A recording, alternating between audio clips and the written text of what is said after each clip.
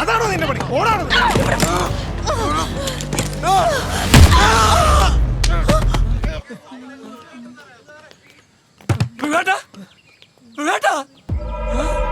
Hello, ദൈവം cyanide കഴിച്ചോ? സൈനൈഡോ?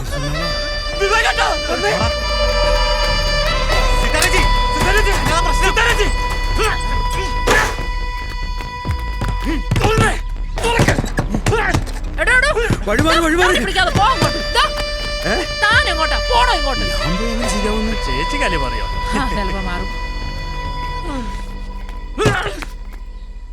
ആ ചേച്ചി എവിടെ എത്തി?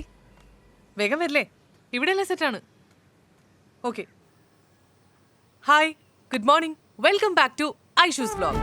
ലോകത്തിന്റെ പല ഭാഗത്തു നിന്നും മോർ ദാൻ 2 മില്യൺ ആളുകളാണ് ഇന്നലത്തെ ലൈവ് കണ്ടത്.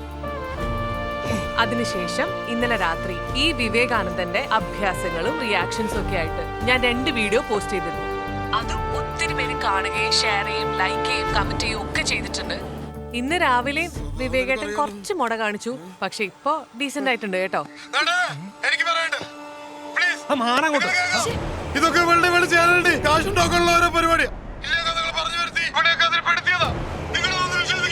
ഇവള് പെടുത്തിയതാണോ അതോ ഞങ്ങൾ പെട്ടതാണോ എന്നൊക്കെ നമുക്ക് പിന്നെ തീരുമാനിക്കാം. ഇനി ജീവിതത്തിൽ ഒരിക്കലും ഇത് ആവർത്തിക്കില്ലെന്ന് ഇന്നലെ ഞങ്ങളുടെ കാല് പിടിച്ച് കെഞ്ചിയില്ലേ, അത് ലൈവിൽ പറ. എന്ത് വേണമെന്നേ ജനങ്ങൾ പറയട്ടെ. വിവേകാനന്ദ, ഇരയാവാനും അതിജീവിതയാവാനൊന്നും ഇവര് തയ്യാറല്ല.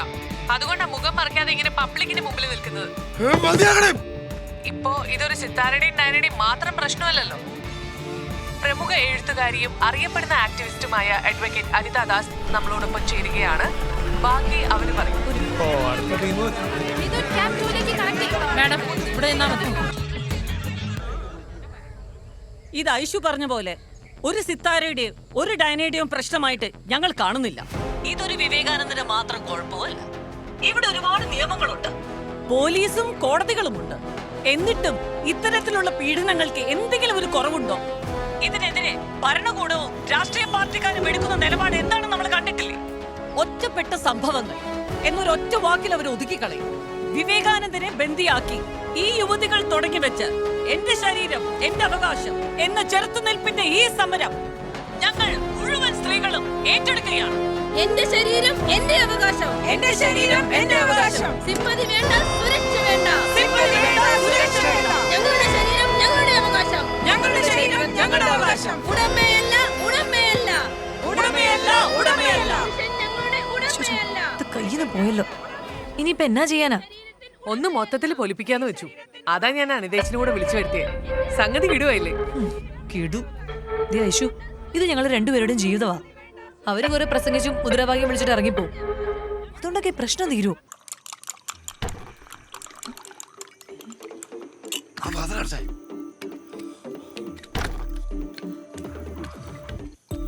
ഈശ്വര, ഇതും തുടങ്ങിയോ? എന്തോന്ന് പുതിയ ഐറ്റം? കണ്ണി കണ്ട ലേഹമൊക്കെ വലിച്ചു വരെ തിന്നുന്നു പോരാഞ്ഞിട്ടാന്നോ? എല്ലാം കൂടി എടുത്ത് ഞാൻ കെഞ്ചിലിടുവേ. ഇതിന്റെ എഫക്റ്റ് നീ കണ്ടോടി? എനിക്കൊന്നും കാണണ്ട, കണ്ടെടുത്തോളം തന്നെ ധാരാളം. ഓ ഇലിക്കല്ലേ വിവേകേട്ടൻ വീട്ടിൽ വന്നാ രാത്രി ഒന്ന് തോർക്കുമ്പോ തന്നെ എനിക്ക് പേടിയാ. ഞാൻ എന്നാ ഡ്രാഗുളയാ? അല്ലേ?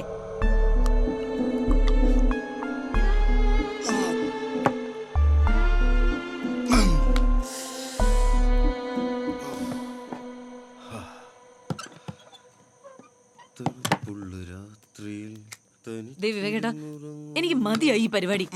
5-6 കൊല്ലായി. എനിക്കിത് സഹിക്കാൻ വയ്യ. ദേഹം മുഴുവൻ നീറ്റലാ. ഇത് ഒരു തരം മാനസിക രോഗ. ഇതിന് ചികിത്സിക്കാ വേണ്ടത്. അത് പറഞ്ഞ് കേൾക്കത്തില്ലല്ലോ.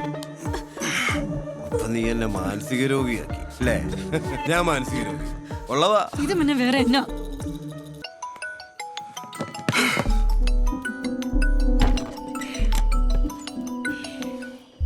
വീട്ടിലേക്ക് പോന്നാ വിളിക്കരുത് ഞാൻ നിന്നോട് പറഞ്ഞിട്ടുള്ളതല്ലേ?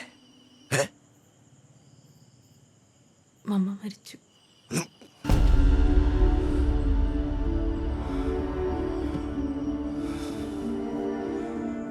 ആരുമില്ല. വിവേകത്തില്ലേ?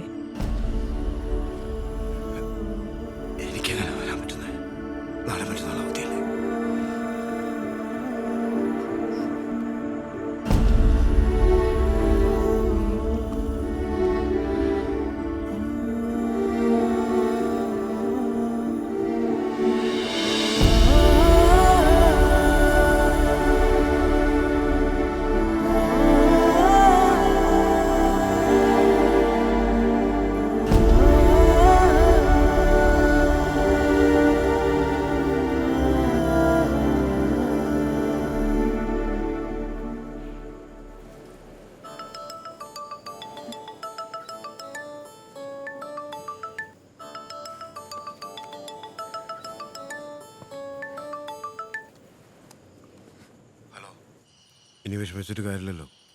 നാളെ ഞാൻ എത്തും.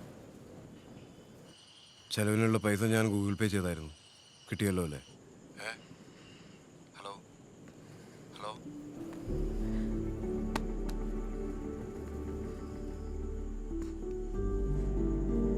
നമ്മൾ പുറത്ത് കാണുന്ന ആളല്ല മോളെ അയാള്. എനിക്കത് ആദ്യം സംശയം ഉണ്ടായിരുന്നു. ഈ കാണിക്കുന്ന സ്നേഹമൊക്കെ വെറും തട്ടിപ്പാ. നിന്നെ മടുത്ത അയാൾ ഇട്ടേച്ചു പോകും. അതാ എന്റെ പേടി.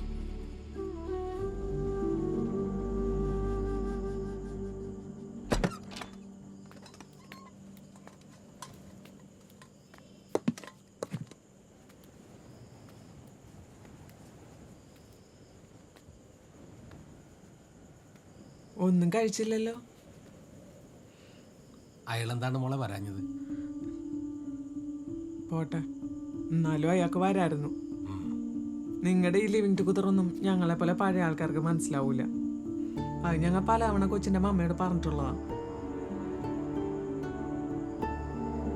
ഞാൻ ഇവിടെ കിടക്കണം മോളെ. വേണ്ടല്ലോ ചേച്ചി.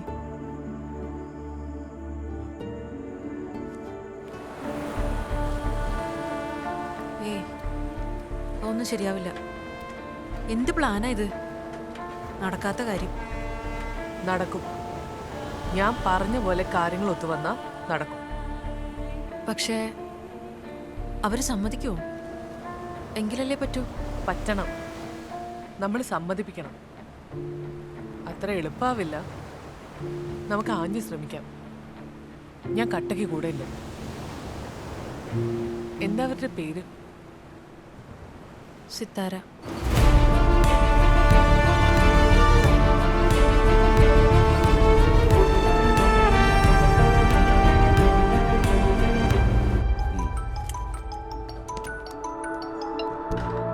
ഹലോ, എന്നാ?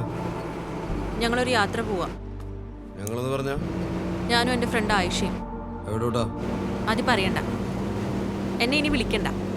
എൻ്റെ ഫോൺ സ്വിച്ച് ഓഫ് ആയിരിക്കും. ഞാനിവിടെ തട്ടിക്കൊണ്ടുപോകാന്ന് പേടിക്കണ്ട. നമ്മൾ തമ്മിൽ വലിയ പരിചയമില്ല. സാരമില്ല. ഈ യാത്രയിൽ ഇടയ്ക്ക് വെച്ച് നമ്മൾ കണ്ടുമുട്ടും. Okay mister Vivekanandan, by.